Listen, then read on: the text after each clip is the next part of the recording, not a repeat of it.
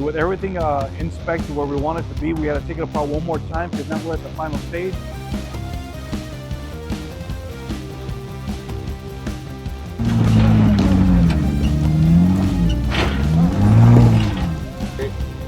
It is a dial with an SUV going downhill. That is your downhill assist.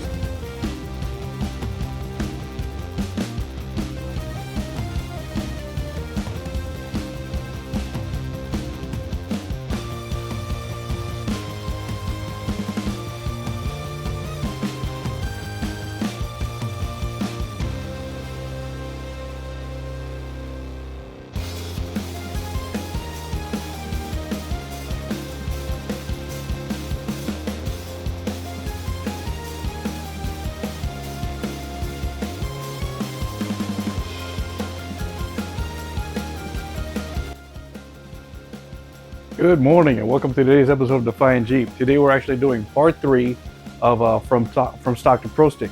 Now this project has taken longer than it's supposed to because I like to be very detailed. It shouldn't really be a couple hours a job, especially for an experienced technician or mechanic or someone who really dives into this on a regular, who practically makes a living off of it. But me as a do-it-yourselfer, I'm being very, very careful. At the same time, I like being a teacher, so I'm trying to give as much detail as I can to you in case there's something you missed from a previous video for other shifters and other vehicles and something that you're interested in. I did find one video last night because I had mentioned in the previous video that I couldn't find any videos on this particular shifter in the JK. I did find one, something that was posted maybe about 6 to 10 months ago. But the guy was like, it was a very short 16-minute video. He just showed a clip here, showed a clip there. He didn't show all the steps of what he did. And that's what I like to do. I like to show you all the step by step in case you're interested in something of this product. I show you all the steps, trying to understand all the instructions. And if you are interested in this product, I am going to leave it a link in the description below. But now, today's project, as we're going to try and finish Defiant, hopefully for the last time, we're gonna try and finish this. All right, we're getting back to this little bracket right here. Now this is the gear selector adapter. Now in the previous episode, it could have been like episode 1 where I had this installed or kind of just mounted, dangling. I took it off because if you remember, I had preset those set screws there, and this is a flat washer, but it's concave, so they're calling it a spring washer. Now, the why I took this off is as I was fiddling with it, the E-clip or the retaining ring is so tiny, I actually lost it. That's why I went to go buy another pack of these things, package I showed you last week, with the different assorted sizes. So if I drop one, I got another one. You know, it's messy, and it's such a cumbersome job because it's all under there. I don't have a lift. I'm not on jack stands, which I probably should get on jack stands. Not sure yet. I'm gonna see how I feel. But trying to do everything in my front yard is a little adventurous, we're gonna call it. But it's getting there. We're almost done. Now there is a couple things I'm gonna do here. So today we're gonna go ahead and relocate this back onto the gear selector, and then we're gonna do our best to go ahead and mount this. This seems right now to be the hardest part because it is so tiny. It is not a regular, they say regular one about the size of a dime. It's like super tiny, super tiny. So one, putting this up in there, getting the ring in there, clamping it into position, you know, it's a little cumbersome, but it's okay. We're gonna get that done. And then once that's done, we are also going to install this pivot. Now this pivot is the one that gets screwed on. Let's see if you can see the threads there. It's screwed onto the shift cable. So how this works is that, let's say it's mounted like this. You got this larger hole right here. It's threaded. It's going to go on the cable. This is just going to fit right in there, just like that. And the only thing that's going to keep it in place is a cotter pin. All right, so it's actually going to pivot as the gear is selected. So we're going to get that done today. Let me see what else we got going on. That really is all there is down there. Just to mount these things, make sure that the shifter itself is in neutral, and the gear selector on the transmission, we're also going to make sure that's a neutral. We're going to gauge it, and we're going to do a couple adjustments over here, just to make sure that the gear selector is fine. Now there is one thing I do want to show you before I forget, and it is at the gear selector, and it has to do with that one release cable we talked about an episode or two ago. Let me show it to you right now.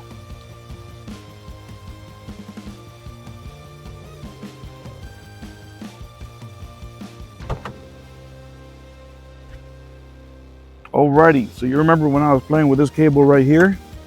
This cable is actually called the interlock cable. Now, when properly mounted on a factory shifter, this is the one that tells the system you're in park and you're able to take your key out of your ignition. I've seen a lot of failures as I've been researching this cable. That some people have to play with their shifter, whatnot, maybe make sure it's in park, give it a little bit more aggressive of a push in there to get their key out. Now, this is not going to be used anymore. This is a safety feature, all right? This B&M shifter was intended for off-road use. That's the design. Okay, that being said, this cable, since it's no longer going to be used, I can always take my key out. The problem is that it doesn't matter if it's reverse or drive or whatever other gear, you can still take your key out. So that's something to keep in mind. Let me see what else. There was another cable, because I got these two connected here. There's a 2-pin down here. Don't remember exactly what it's for. I still keep to research that one. But there is something else. I think it was the reverse lockout. All right, so the reverse lockout is the mechanism that stops your engine from starting if you're in another gear besides park or neutral. So if you're in reverse or in drive, the reverse lockout, I think that's what it's called anyways. That's the one that keeps your engine from starting if you're in those gears. But so long as you're in park or neutral, you can still start your engine. I believe that also has been disengaged, which will no longer be used because of this shifter. So this is another one of those mindful things. Make sure you're in park or neutral, preferred park. Park and brake on. You know, when you're going to start your engine, and always put your foot on your brake. I think in today's day and age, with the way these modern cars work, that's a second nature anyways. We put our foot on our brake. But being since I'm the only one that drives Defiant, you know, I've tried to get Patty from VNOS to drive it. She won't drive it. So that's okay. You know, my kids are thousands of miles away. They in Tennessee, man, so they ain't never gonna drive my Jeep. You know, so it's really just me. So if anything happens to a fight, it's purely my fault. But I know that's not gonna happen. Always make sure it's in park, put your foot on your brake. And it's just these little things. It's just something to be mindful of. Remember, when we're dealing with aftermarket performance parts, you're dealing with off-road stuff. You know, I'm not gonna go to Advanced Auto Parts and hey, give me something for my hot rod, because you know they're a parts house. Yeah, they can order you something like that, but that's not really what they're dedication to. I'm talking about locations like, let's say, Full Wheel Parts, Off-Road Warehouse. Back in the day, there were super shops. I don't know of any hot rod shops like super shops. God, I miss that place. But yeah, that's pretty much what I'm talking about. So it's just a little few things to be mindful of. But okay, so let me go ahead and get the show on the road. I am not going to record my adventure of crawling under there and mounting the gear selector adapter. I will show you. I'll do my best to show you the end result when it's all mounted and whatnot, and I'll do my adjustments and I'll explain what I did after the job is done. But we're almost there. Hopefully this is going to be the last episode of this little saga here. And I do apologize for the multi-episode kind of thing. Like I said, I like to be detailed. I like to be a teacher. You know, I'm an IT guy by trade. You know, that's what we do. We like to teach. We like to help people understand. So, all right, just hang in there. Let me get this job done as fast as I can, and I'll show you the end result as we go along. Alrighty, Defiant Jeepers, my project is finished. I just did my test drive. Everything is working fine. Everything's shifting the way it's supposed to. I even tested the manual up and down shift buttons, and everything's working perfect. I just got back from my test drive. So now I'm going to show you exactly what I did, and I'm going to explain how and why I did it. So we're going to start underneath. Let's go down there I'm going to show you all the linkage that I had to play with. Some of it was a little bit more testy than others because of real tiny parts, but let's go ahead and take a look. Alrighty, first we're going to take a look at this linkage right here. Now that is the shift lever adapter. Now remember that that black one had the 3 set screws on the sides. So when I placed it firmly on the lever itself, I tightened up those set screws. Now you're going to see coming out of that is the pivot. And that's secured by a cotter pin, and of course the shift cable is threaded through, and I got those jam nuts. Following up this way right here, let me see, those are, let's back that out a little bit. Those are the jam nuts for the shift cable, and that's really it because the rest climbs up to the transmission tunnel. Now, there is a little adjustment that had to be made here, and I'm going to explain how I did that to get the shifter working right. Now the instructions say put the shifter in neutral and the shift lever in neutral, engage it from there. But I had watched another video from B&M that showed how to actually adjust the cable so it's running free. And I followed those instructions in that video, and I'm going to put a link in the description below along with the link for this product. Once everything was set, I went in and I tightened up those jam nuts. I tightened up those jam nuts. Oh my goodness, it's so blurry. Why? I tightened up those jam nuts, and this is shifting perfect. So now let's go up to the inside of the compartment, or the passenger compartment, and let's go take a look at the shifter. All right, let's take a look at the shifter right here. Got it fully installed. Everything's tightened up. There's a few more adjustments that you need to do here. Now remember, this interlock cable, no longer in use. So this is a safety feature that's no longer going to exist in your Jeep. And I believe neutral safety, I think I called it reverse lockout earlier, but neutral safety I think is what it really called. That's the one that you have to be in neutral or park in order for the engine to start. I haven't tested that yet because I have not found a really open parking lot or a big empty field to test it. But I may give you a follow-up on that later. But right now, let's talk about the shifter and the cable. Now I do have it in park. I was not able to get it in park earlier. This cable right here, the way the instructions say was to mount it. So I went ahead and I mounted it, but the mounting bracket that's here in the back, it was up front. Because of that, I was not able to get into park. And I noticed that when I took everything apart one more time and did a detailed investigation of it. I said before that the B&M instructions are good, but they can be better. And this is another one of those issues right there. The way that the cable's assembled, someone like me who, a shifter swap out is a first time. So I wasn't, let's just say I wasn't clear on a lot of the things. To me, it's just an assembled cable, just mount it and bolt it and go to town. What I had figured out is that there is a boot that I could have removed or then mounted the cable and then put the boot back on. Let me show you that boot. Okay, so what we're looking at is this little black boot right here. It was before pressed on to this backside over here.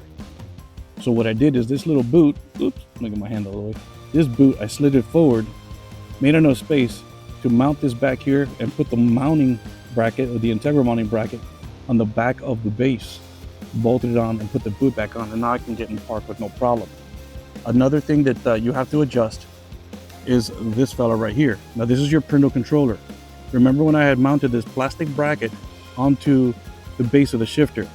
Now where the two bolts are right in here, that the mounting holes are actually slots. So it means it's adjustable. So when you're testing the shift pattern on your shifter to your Prindle indicator, which would be right there on your dashboard. I didn't turn it on, but you get the idea. You know where your Prindle indicator is. You want to make sure that your Prindle indicator and the gear selection is the same. So because this bracket right here is slotted, remember that Z bracket right there? You're either going to go up or down as you keep testing this back and forth to make sure that the gear selection here matches the gear selection on the dashboard. The only thing I think I really forgot to show you was downstairs under the Jeep, there's another mount on the, what do you call it, gear selector adapter, right above the pivot. It's got a little stem where the factory ship cable was. That little stem took that washer, that one flat washer that's a bit concave, they call it a spring washer, and you're supposed to put a C-clip on there. Or, I'm sorry, an E-clip or a retaining ring. Remember that box I showed you with all those little rings? This one was like super tiny. It was really like an 1/8 inch. And it was, for lack of better expressions, it was hell to put it on. Tiny, tiny, tiny little part with my big fingers. I kept dropping it. I lost a couple, I'm not gonna lie. I got frustrated. I'm not on jack stands. I don't have a lift where I could put, Defiant up in the air. But no, it's all good and it's done. And it's 100%. And I double checked all my jam nuts and everything was good. So I felt very confident when I went on my test drive. I even had Patty of V-Notch stand behind Defiant when I put it in reverse. I want to make sure that the backup lights still lit up, and she said, yes, I'm good.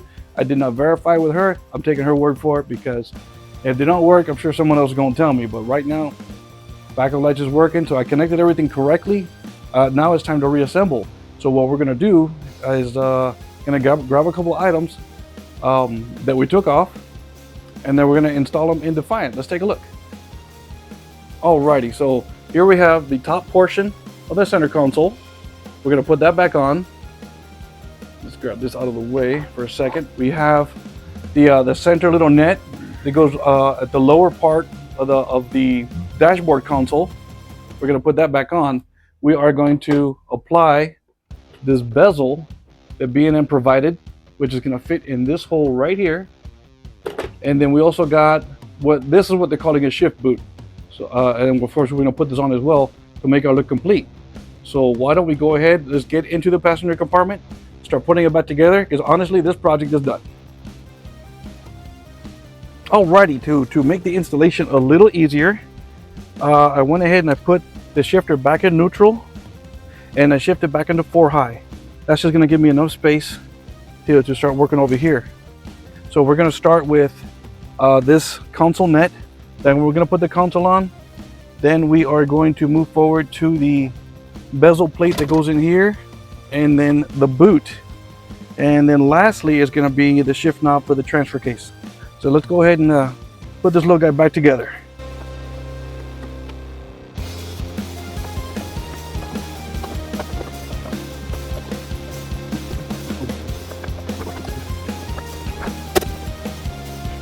Let's make sure that this is in the correct orientation.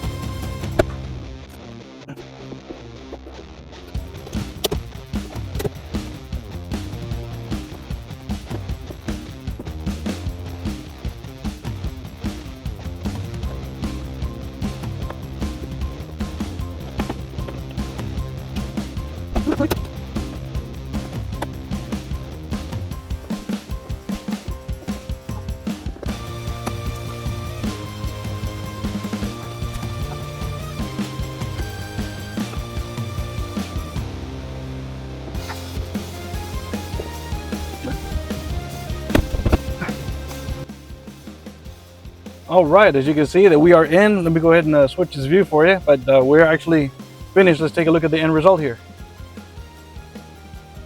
Alrighty, there she is. Oops, I forgot to put the handle on, but it's no big deal. We can just grab that handle. Where are you? We're gonna put it back over here. Actually, why don't we shift this back to neutral? Put it back there. Now remember, it's got the set screws. Those are the 2mm that we did, or we used when we removed it. We're just gonna go ahead and find a nice little location for this, the way it should sit. I think that'll be fine right there. We'll tack those down. But for the main project, this is finished. We're all done. The only thing I need to do underneath is put my engine transmission skid back on. While I'm down there, I'll check the bolts of the other skid plates. But we are good to go, man. This project is complete. Alrighty, and there she is. Let's go ahead and take a look at one more time, but this project is finished. There she is. transfer case handle installed, new B&M shifter Stealth Magnum Pro Stick installed. Everything works great and tested. Everything is fitted perfect. This has definitely been an adventure. According to the instructions that B&M had sent, this job shouldn't take but 2 or 3 hours. I'm sure that's intended for the experienced technician or mechanic that does this for a living. You know, to me, for the most part, it is just parts changing, which is fine. I'm an IT guy, I can change parts. But working on a shifter has to do with the transmission, a little scary for me. You know, I'm a first timer. It did take me a little bit more than 2 or 3 hours, but we got done. In fact, I don't know if you've noticed, I went ahead and I changed my shirt. I was wearing a different shirt earlier, but I got like so hot and sweaty and dirty, I decided to change my shirt versus the mess up of yesterday with the bad weather. And if that didn't happen, this would have been settled a whole lot sooner. But I'm definitely happy that this project is done and completed, tested, everything's working 100%. I am like totally digging it, man. I hope you did find this this saga of episodes a little educational, a whole lot more detailed than anything I've found on YouTube for a B&M shifter installed on a JK, especially my model JK, because it is later, is the 2012 to 2017. Like I said, the one I found before was the 2007 to 2011, which has a different console, a different shifter, a different dash, all that fun stuff. So we know that there is changes there, but I'm glad I was able to do this. I really hope that you enjoyed this video. Don't forget to join us on all of our social platforms. And of course, don't forget to like, subscribe, and share. And of course, please visit us at www.defiantjeep.com, where you can find all your Jeep performance accessories, camping gear, and other merch. We'd love to see you on the trail.